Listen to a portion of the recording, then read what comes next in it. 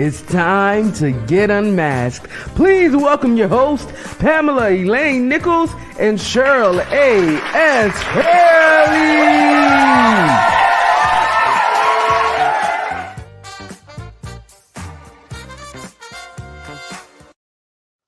UnMasked Real Talk Live. This is the place where we get real about topics not often discussed authentically. Yeah, people will talk about stuff, but not authentically. The topics we choose support our goal to help you feel better, look better, and live better. Today's raffle is the book Spiritual Gifts, a practical guide to how God works through you. Today, we have a very special guest who is returning for the second time, Pastor R. Sean Edmonds, who is returning for part 2. Wow, this is going to be amazing. As we shared last week, Pastor Edmonds is the senior pastor of Capacity Church Philly. His purpose is to help people discover the possibilities of a faith-filled life. Cheryl, tell us a little bit more about Pastor Edmonds. Can't wait. Well, when we think about it, first and foremost, good afternoon, everyone. When we launched this podcast, Pam and I aim to create a safe space for people to stop hiding behind "I'm blessed and highly favored" and begin to talk about some real life challenges with relevance and truth. Last week, Pastor Sean, our special guest, he courageously and transparently did just that. And we want him to know that our community indeed was blessed. We want to say to you, Pastor Sean, thank you. But I want to share this quote with you. And then I want to ask you to connect it to our topic, which is when prayer, praise, and purpose don't produce.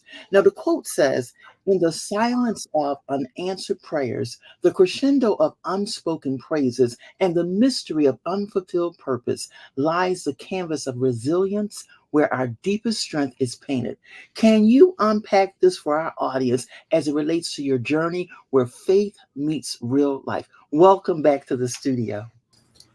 Oh, thank you so much, Reverend Hurley. Thank you so much, Pamela. I appreciate being back again.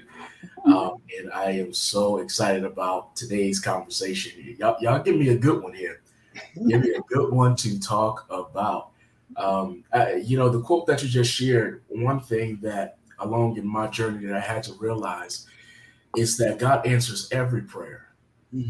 Sometimes we miss the answer that he gives us because it's not the answer that we want.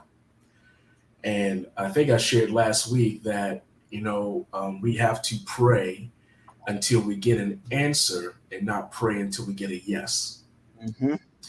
And a scripture that comes to my mind as we discussed that last week was even Jesus in the Garden of Gethsemane and him praying 3 times for the cup to pass if it be thy will. And every single prayer request that we offer up to God is subject to the permissive will of God, whether or not God will want that for our lives. And so my journey became a little more real with God when I started to say, all right, God can give me a no and that be okay. And for me, that was a big no, because the big no is that my children didn't get healed on this side, but they did get healed on the other side. So that right there, caused some contention, I would be honest, in our relationship, because I want what I want. We want what we want, and we want God to give us what we want. And then we use scriptures like, oh, he'll give us the desires of our heart. But those desires must be aligned with his desire for our life. It's not just that you get whatever you ask for, you get what he thinks is best for you. Yeah. So that part of, prayers go unanswered. Every prayer gets answered. It's just the answer that we have to learn to appreciate. That God sometimes might tell us, no, not right now. You ain't ready for that. And if we would change that perception that we're praying to convince God, or we're praying to pull God in our direction and align him with what we want, versus prayer is intended to crucify our flesh, that we come into alignment with what he wants. And so then the request then shifts and change.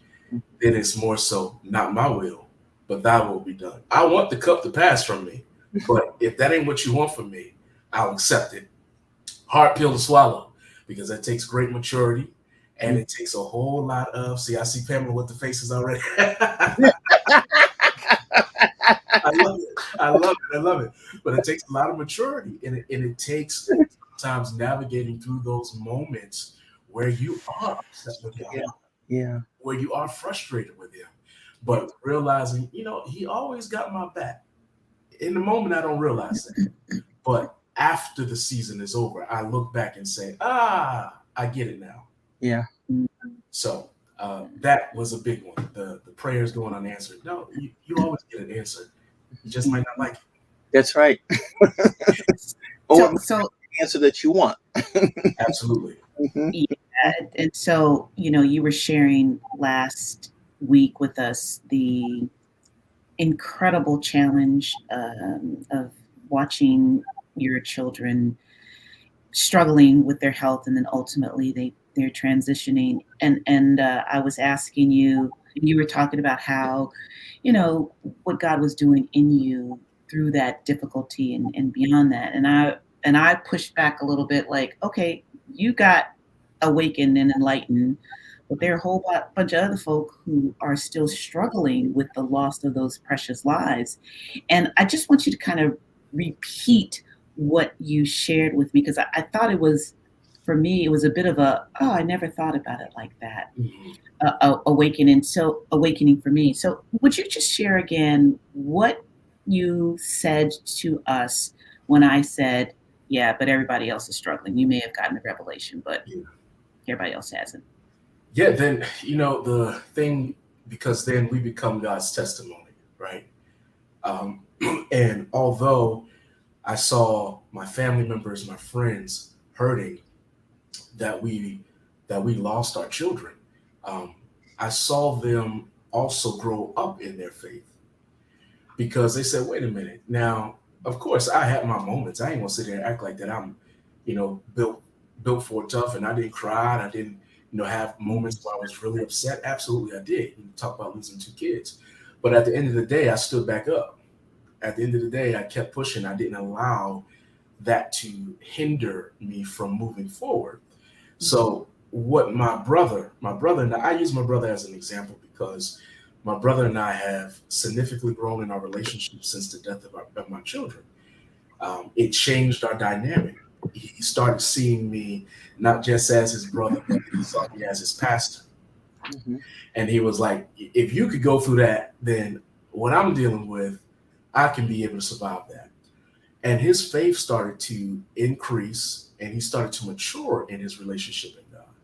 That to see where my brother is today as a result of not what he went through, he had some experience with it, but what I went through is night and day. God saved his life, and my life with my other family members. God began doing some really great things and great works through them. They started really embracing life in a different aspect, living for every moment, appreciating every single day that they've been given, because they were in the room when my kids died. They were standing beside their bedside. They were holding them. They watched me pick them up and lay them on a gurney and roll them out the room. And so they were there every step of the way. And they're like, if this man is still going and have not crumbled under all of this pressure, then there got to be something about this God that he's serving that can keep you like that. So it became, while I didn't get what I wanted from my children being healed, I got a different gift. And that was the blessing of seeing my family grow in God even more, and watching them now blossom into these individuals that are embracing life in a totally different manner. Selfishly, I'd be like, well, I still want what I want. But on the other side, it's like, well, look what God did in their life as a result of what he did in yours. So we have to realize sometimes we're the conduit. And the conduit don't always get what they want. Jeez. Because again, I'm being used. I'm the vehicle.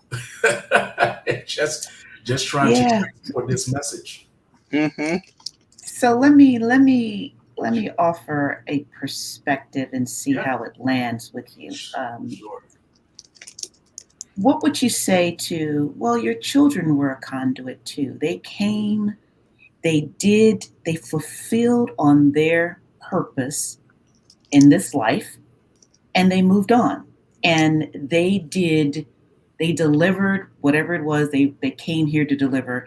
And then the rest is for us to grow, deal with, evolve as a result. What would you say to that?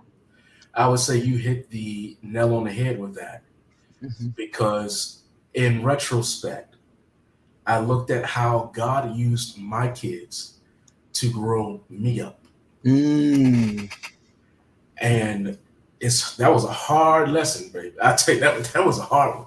But how he used them to grow me up, that how he softened my heart.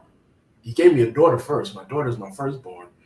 And my baby girl, Malay, I wish I had a picture. I would have, shared it and sent it to you. But we had a bond like nobody's business. She was a true daddy's girl. And she definitely helped me to become a little more compassionate, more understanding. She helped me to be more loving, to have to hold a little girl down in your arms and drop an NG tube so she can get fed, and be gentle enough to not hurt her so that she can get the nutrients that she needed. That took a lot, My son was a little rougher around the edges. He was just like me. And he helped me, though, to embrace the fact that masculinity does not mean it is absent of emotion. And Powerful. I watched my son cold like 6 times in the ER. And every time I called out his name and was praying, he would bounce back. But then there was a side of my baby boy that when he was having a rough day and his tears would come down his eye, even as a child, a baby, he would try to be, I don't want to, really show my emotion like that. And I have a picture of me holding his hand and rubbing his head, at the same time wiping away his tears and telling him it's okay if you need to cry. And watching him just he snuggled up against me to feel the warmth of my body while he was going through a really rough day. So he showed me that, hey, as a man, you got to embrace those emotions. You could sit next to your son and be like, all right, buddy, it's going to be okay. But that's not what he needed. He needed his father to cuddle up beside him, hold his hand, wipe his tears, rub his head, and tell him everything's going to be all right. Yeah. So my kids certainly helped me to develop more of the emotions I needed to have to be who I am today. And then they were used to push me further into purpose. There was some stuff that I was running from that I didn't want to do. I didn't think I was ready for, think I wasn't fit to do. And I would run into people that would start at the hospital speaking words into my life or words into Melicia's life and telling us this is what God wants to do. And these sometimes were hospital staff. We had doctors that would come in and pray over us, So there were things that our kids did to help push us, because while we watched each day of their life tick away, God was saying, this is why you got to honor every day that I give you and use it purposefully. Yes. And don't waste a moment. And so it was like, you know what? I am deciding from this point forward to live. That's what I got to do. And listening to what you just shared, which is so powerful, it's just so powerful. And oftentimes we hear people use the quote, we grow through what we go through. Yeah. And as you're sharing, just hearing your growth, but because of the many assignments that you have, and when you think about your assignment as a pastor, empowering people, when you think about that whole journey, has it changed or elevated the message that God has given you for his people in any way? Yes, for sure. Particularly, you can't praise your way through everything. Uh-oh. Wait, what? You can't praise your way through everything. Come on, sir. Absolutely not. There's some stuff that you need to cry your way through. There's some stuff that you need to absolutely be frustrated through. There's some things that you need to lay on your face and pray your way through, but you can't praise your way through everything. That praise is just going to help us to continue to push, but it doesn't always change the circumstances that we're in. So that whole notion of praise your way through, praise your way out, you got to keep a praise while you're going through it, but it ain't going to immediately become a way of escape just because you shouted and danced. Come on, sir. You can praise your way and walk out and still encounter the same issue that you was just in. And if you have not learned how to navigate that with a praise, I'm not saying to eliminate it, but navigate that with a praise. Praise alone is not the escape route, but it is part of the escape route. You also have to be able to have some faith. You got to be able to be tenacious. You got to be able to be relentless.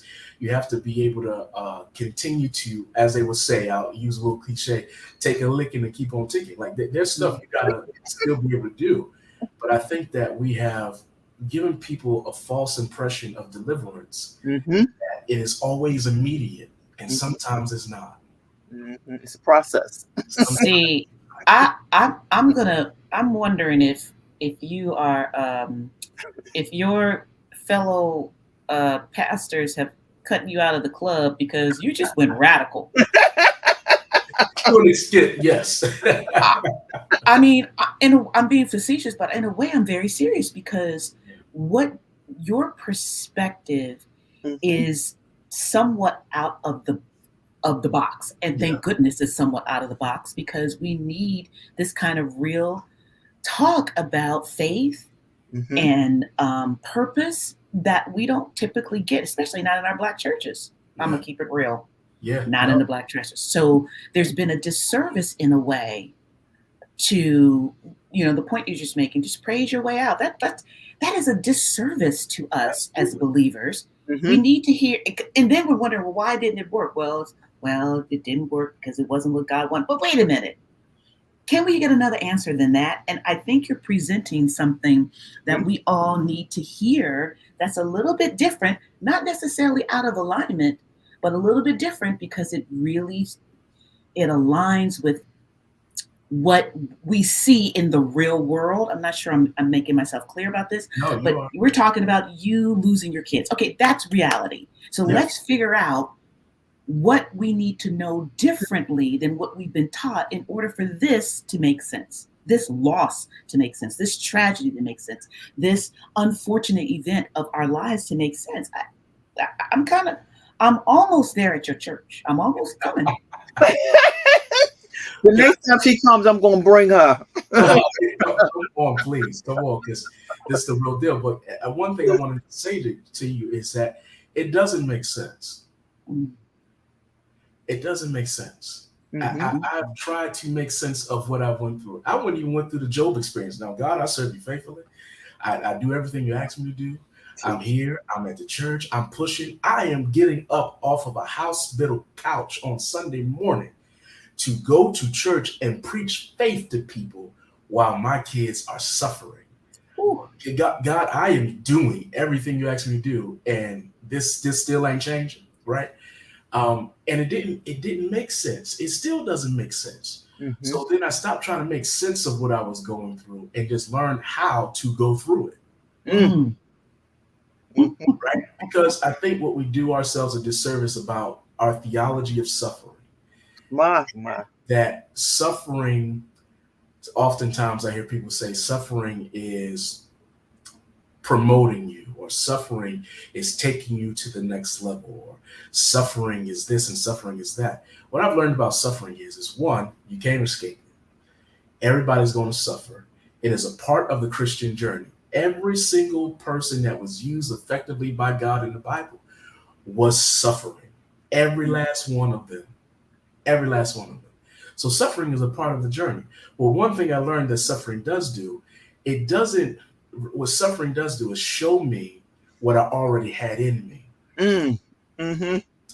So it's not necessarily taking me to another level. It showed me that I was always there. I just didn't realize that everything that I needed to be able to survive what I was going through, God had already given me. So suffering is a revealer, sometimes a revealer of your gifts, sometimes a revealer of your power, sometimes a revealer of your potential, a revealer of your purpose, because those experiences then begin to shape and mold us and showing us, hey, you have been hiding behind the scenes, trying to act like you're not who God said that you are. Now that you've gone through this, you see what you're capable of doing. This is I love that. Suffering is a revealer. I love that. And I was thinking suffering is a revealer and a refiner. Yes. Right? Yes. Revealer and a refiner. So with that, we need to get to our unmasked question. Did we do our unmasked question last week? I just don't remember. Because I was looking at the clock of the, we got to do it. The unmasked question is, how do you cope when prayers seem unheard, praises feel distant, and your sense of purpose is unclear? Oh, let's read that one more time. One more time. How do you cope when prayers seem unheard, praises feel distant, and your sense of purpose is unclear? My God, what were we just talking about that? How do you cope? Well, I think the best way that you cope with, one, your prayers seeming unheard, is to go back and ask God, did I miss your answer? Did I miss your answer? Because he always responds. His ear is not too heavy that he does not hear the infirmities of his people. He always hears us. So go back and say, Lord, did I miss what you said? Because I could have missed it in me desiring what I wanted. Praise feeling distant is because, one, we are the producers of praise. So I think about the scripture here that there's moments where you don't feel like praising, you don't want to praise, and you got to ask yourself, why don't I want to praise? Why don't I feel like praising? Because it's not about me being far from praise. Praise is always comely for the upright. So when we think about my praises feeling distant, we have to literally say, am I allowing what I'm going through to stifle my praise? Stop my praise or keep me from praising?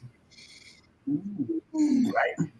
Because praise is an inward thing, not an outward thing that you travel to. It's inside of you, right? So what am I letting stop my praise? And then your sense of purpose is unclear. I would say that God holds the key to us. And the only way that everything in our lives can be unlocked as it pertains to purpose is to go back to that man that has the key. So if I'm uncertain about my purpose, one of the things I often teach is to know what you've been called to do.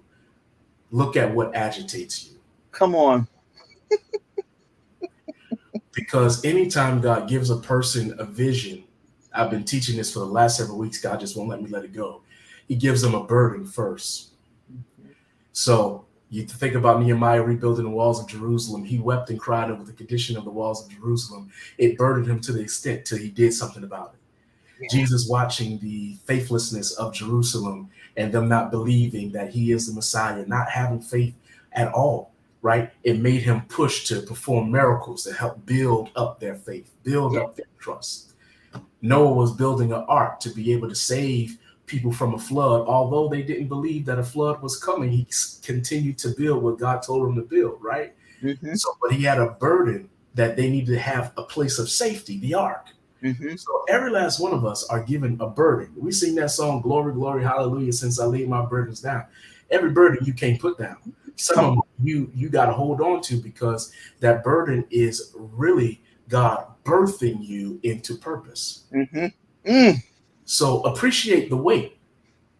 If you are concerned about single mothers, if you're concerned about families, if you're concerned about men, if it bothers you that much, it's showing you something. Yes. Well, Well, let me just say that I cannot believe our time with you is just about over. And we definitely want to get to your takeaways Yes. because we couldn't get to it last week. I promise you this is some good stuff. Yes. But let's go through your 3 takeaways. Our producer's going to put the first up on the screen. And if you would rapid fire those for us so that we can make sure we get them all in. Yeah, absolutely. So pray until you get an answer, not until you get a yes. That's a big one. Tune your ears to God's voice so that you can hear exactly what he's saying to you. Learn to trust the character of God in uncertainty. God's character doesn't change. He remains the same. And so circumstances might be different, but you got to know that your God is always a constant in the midst of those things. And no, this is a big one. God always has our best interests at heart. So sometimes when we're going through stuff, we don't feel like God is doing it for our benefit, but he is. Absolutely, he is. He's doing it for our favor and to work for our favor as well. Those are some powerful takeaways.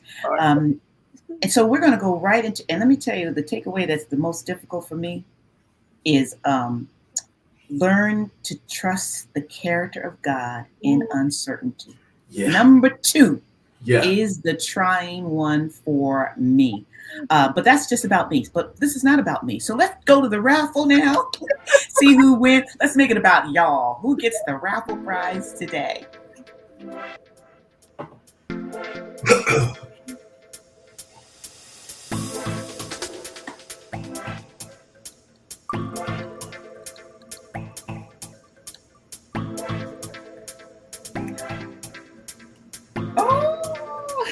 Sharon. My girl Sharon. Oh, that's awesome. Congratulations, Sharon. Yeah. We'll definitely get that raffle gift to you because we know where you live. Well, we are so grateful to you, Pastor Sean, for being our guest today. Let our audience know how they can connect with you, please. Absolutely. Really quickly. You can find me on every social media outlet at R. Sean Edmonds, and our church is at Capacity Philly everywhere. So follow any one of those, you can get in touch with me. Yeah. And someone who's out there that's, a bit skeptical like me, hit me up and let's go to the church together. Okay. We'll go to the church together. We're full up together. Yes. Yes. Thank you everyone for spending this time with us. We so enjoyed your presence. We love the chats. The chat was blowing up. Thank you for everyone who put something in the chat and shared. We just want you to also know that if you're feeling stuck from the negative experiences of the past, you can join our Think Again group coaching program where we help you get unstuck and see life differently than you are right now. You can look us up at executivebeauty.net. We look forward to seeing everyone next week at our regularly scheduled Unmasked Real Talk Live. Thank you again, Pastor Sean. Bye-bye, everyone. Thank you so much. Bye.